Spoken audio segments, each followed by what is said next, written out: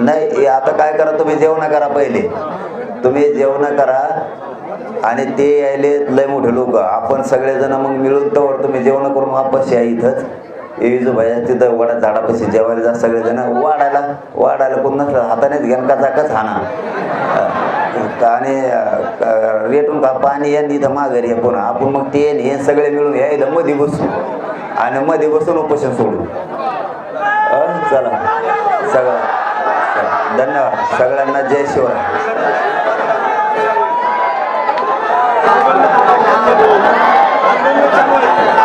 सांगितले ना.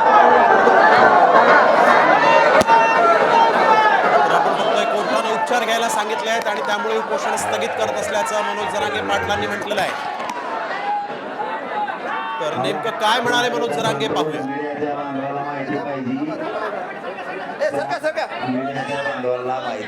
माननीय न्यायालयाने जे निर्देश दिले की तुम्ही उपचार घेतले पाहिजे, मी तर वाचलं बी नाही, मला वकिलांनी आणि वाटल्यास मीडियाच्या बांधवाला कलेक्टर साहेबांकडे तीही देतील, आमच्या वकील बांधवांकडे सगळ्याकडे देतील.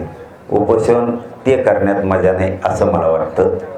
मला वाटतं आपण हे उपोषण स्थगित केलं तर बरं आहे.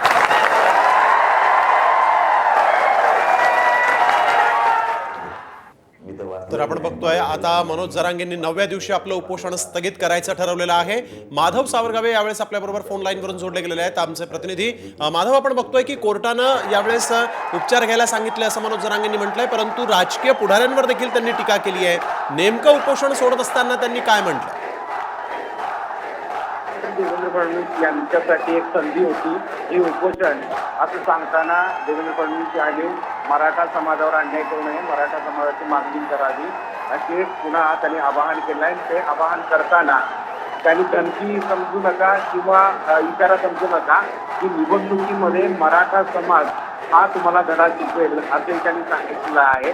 त्यामुळं रात्री कालची परिस्थिती भयावह होती, कारण महाराष्ट्राच्या वेगळ्या भागातून लोक आले वगैरे रडत होते आणि त्यांची परिस्थिती फार भयावह होती. त्यामुळे रात्री हायकोर्टाच्या आदेशानुसार त्यांनी उपोषण सोडण्याच्या पूर्वी सलाईन सुरू केलं होतं आणि सलाईन सुरू झाल्यानंतर आता सलाईन लावून उपोषण करण्यात काय अर्थ आहे असं त्यांचं म्हणणं होतं आणि त्यामुळं ते या 9व्या दिवशी उपोषण आज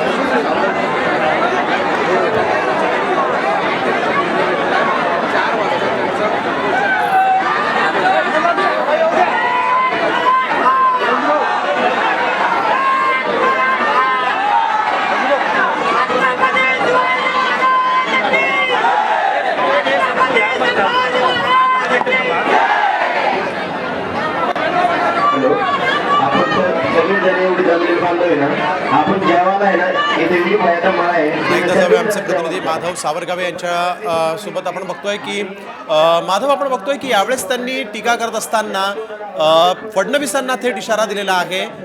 काय नेमकं म्हणाले फडणवीसांच्या संदर्भात?